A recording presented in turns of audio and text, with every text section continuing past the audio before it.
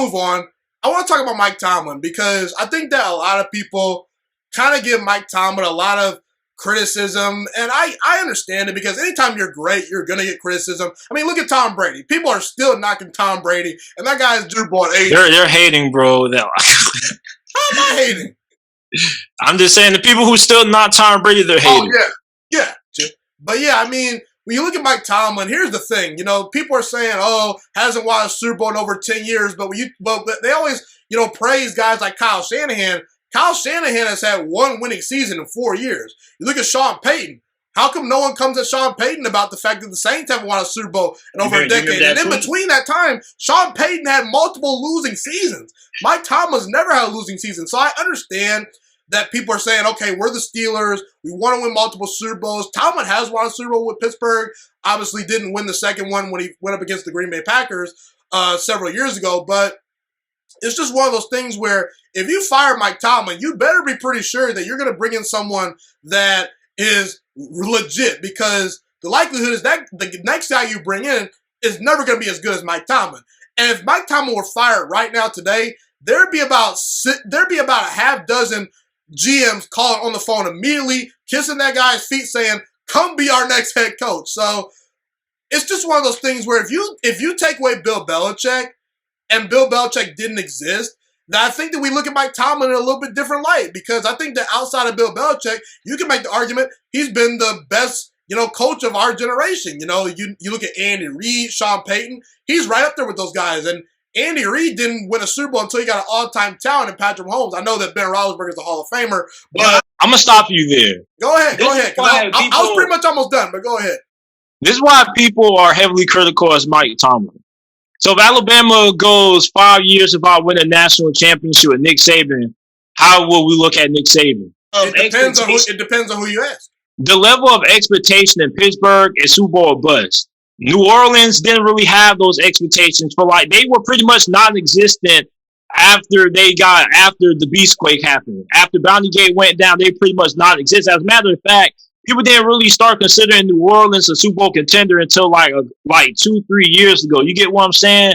The expectation in Pittsburgh is Super Bowl and bust every single year. Same thing with Green Bay. You're a Packers fan. You understand that expectation. If you're not, you see, when you're up here, that's what level of expectation is. Why Steelers fans feel like over the years, the expectation has came down for Mike Tomlin. Now, really quickly, is Mike Tomlin overrated, in your opinion? Do you understand the criticisms?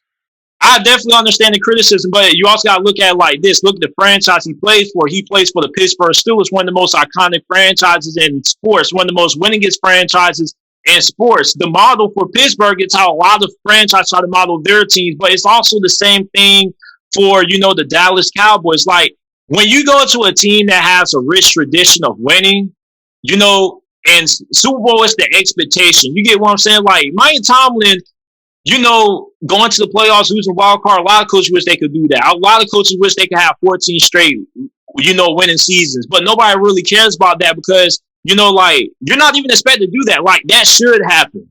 You should never have a losing season. You get what I'm saying? And on top of that, look at how Mike Tomlin is ranked. Mike Tomlin has been like a top 3 coach in the NFL for over the last 7 years. You get what I'm saying? Well, I wouldn't say 7 years, but over the last 3 years, I would say that he's been the best coach in the NFL in terms of what he's done.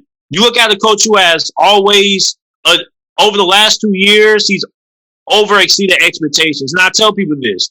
2019, when Big Ben went down, you remember everybody was saying the Steelers season was done. You had people on ESPN, you had Colin Cowherd saying the Steelers need to go ahead and tank for it. Time out. You be taking jabs at Cowherd. Like, you would do that. Because it's just like, I got to let people know when they're wrong. Okay. But you got to remember, Mike Tomlin came out in that press. I respect Colin Cowherd a lot, but go ahead. I do. I love Colin Cowherd. But you got to understand, Mike Tomlin, these players and coaches, they listen to the media. Mike Tomlin has been brought on First Take several times and said, I heard you were saying about, you get what I'm saying? Like, they listen, they hear the noise. That's why Mike Tomlin came a couple of days after that. When somebody asked him about tanking, he said, as long as I'm the head coach in Pittsburgh, tanking would never even be entertained. And the Steelers did a couple of days later, they gave up their first round pick for Minka Fitzpatrick. They went 8-8. They nearly made it to the playoffs with an undrafted rookie free agent. Like, Mike Tomlin has been the best coach in the NFL over the last 2 years in terms of being able to do more with less. Takes up that. Because even Bill Belichick had Cam Newton, a former league MVP, and I get it, COVID year. Almost went to the playoffs with him. I understand that, but what I'm saying is Mike Tomlin, Belichick, pardon me. Let me restart, okay? Belichick had Cam Newton this past year, former league MVP, been to a Super Bowl. I understand Cam Newton is not quite the same, but the Patriots were below 500. Mike Tomlin got to 500 a couple of years ago. Well, 2 years ago, I should say. But yeah, he got to 500 with Devlin Duck Hodges and Mason Rudolph. You know what I'm saying? So he's not, obviously Tomlin's not better than Belichick, but that performance was pretty great. Yeah, and like last season, you know this, you ain't even had Pittsburgh making it to the playoffs. I didn't. Steelers fans didn't even have us winning the division. You remember my rec prediction? I said 10-6. I wasn't expecting us to win the division. We won the division. People say we didn't play nobody. Pittsburgh played 6 playoff teams last year. They went 4-2 against them. They also played teams like the Texans and the Eagles and the Broncos. But I'm just saying, you can't really use that argument against them because they beat playoff teams. Both things can be true. Kansas City played in the division with Kansas City played in the division with the Chargers, the Broncos, and the Raiders. The Chargers were competitive. Did any of those teams make it to the playoffs last season? The Raiders were a borderline playoff team for a while. Any of those teams, bro? Have any of those teams ever been a threat to make it to the playoffs? No, I'm just saying both things can be true. But go ahead, keep talking about Tom. Same thing the Patriots. Before the last 2 years of the emergence of Buffalo, they were playing against the Dolphins, the Bills, and the Jets. They probably had the easiest division in the history of the NFL over the last 2 decades.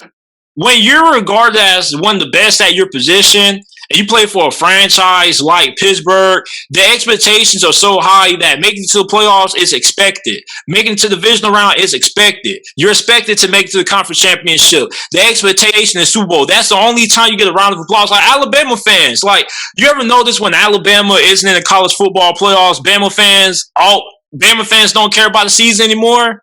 Because at the end of the day, they don't winning 10 games is expected in Alabama. At the end of the day, the expectation is, championship or bust. That's the only thing that'll keep Alabama fans happy. Get what I'm saying? Meanwhile, you got a team like the Jacksonville Jaguars. Jaguar fans win 6 games, and they're partying. Buffalo won the division for the first time in years. And they went to AFC Championship game, and Buffalo Bills fans were going crazy. You'll never really see. Still, the nation will be excited, don't get me wrong, but that's expected. You see different expectations. It's like Jordan. You get what I'm saying? Like, Jordans are the number 1 shoe brand. You get what I'm saying? The level of expectations for Jordans when they drop is to sell out every single Jordan sneaker.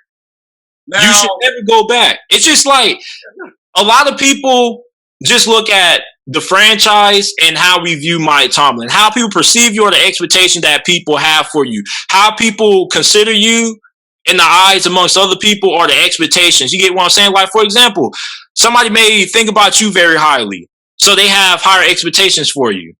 Now, what is Mike Tomlin's best quality in your opinion, and what makes him a great coach? Because we talk about why he's great. I've explained why I believe he's great, because I believe he's a player's head coach. He's not like necessarily like an offensive guru or a defensive guru. No, he's a defensive guru. But he's a defensive guru. Well, maybe not on the level of a Belichick, but I mean, no, he is on level of Belichick. I don't know. Mike Tomlin, bro, you gotta remember, Mike Tomlin has had a top 10 defense for like over the because the players on the roster. You said what? Because the players on the roster, yeah. Not really. A couple of years ago, people were mad about the Steelers' defense. Think about all of the players. 2017, the Steelers were built on their offense with Ben Roethlisberger, Antonio Brown, Le'Veon Bell. Like, they were outscoring people. The defense sucked. But the defense wasn't terrible. The defense was still able to get pressure on the quarterback. Defense choked versus Blake Bortles, bro. Come on now. Yeah. I mean, everybody has some bad games, but I mean, let's act like Bill Belichick didn't have some bad games. Okay, but what is Mike Tomlin's best quality, and what makes him great? Okay, because there's a lot of angles we could go here, but what's your angle?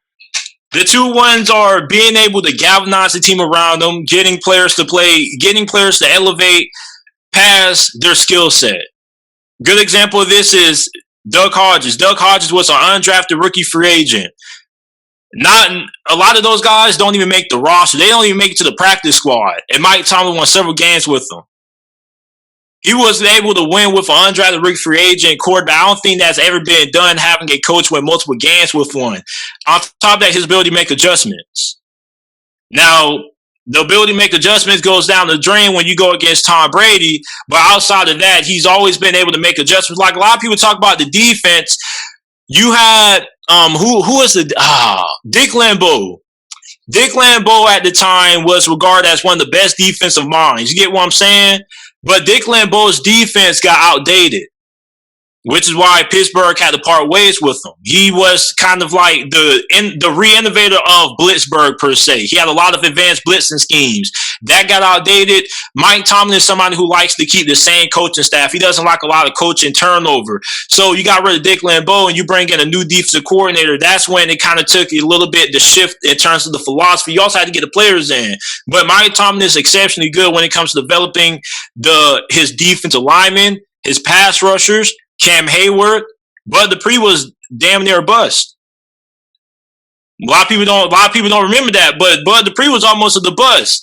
And then he broke out a couple years ago. You get what I'm saying? So Mike Tomlin gets the most out of every single player on his roster. He's also really good when it comes to making adjustments. We'll leave it at that. Mike Tomlin is a great coach, and some of the criticism is a little bit overblown, but we understand it because, well, if you're coaching for the Steelers, expectations are super duper high. Thank you so much for watching this video today. Please also note that the Juiciest Sports Podcast is not just a YouTube channel. It is available on all podcasting platforms, including Spotify, Google Podcasts, iTunes, and Apple Podcasts. Also, if you enjoyed this video, be sure to like, comment, subscribe, and share this content with all your friends. This podcast is my favorite thing in the entire world right now. It is my passion. And I want more people to listen to this podcast. I really want this podcast to grow. Also, a fun fact about me is that I want to go into the sports broadcasting and media world once I graduate from the University of Toledo, a college in Northern Ohio. I am looking to become one of the next great sports broadcasters and analysts out in the world. And I potentially would like to start my own network if this podcast really truly grows. Or if I fall short of that goal, I would love to work for a big-time network like ESPN or Fox Sports 1. I am open to all networks. So if you believe in my dreams and you see or hear my passion through the screen, be sure to tell all your friends about the Juiciest Sports Podcast. Stay motivated, you guys. Have a God bless day, and I'm out.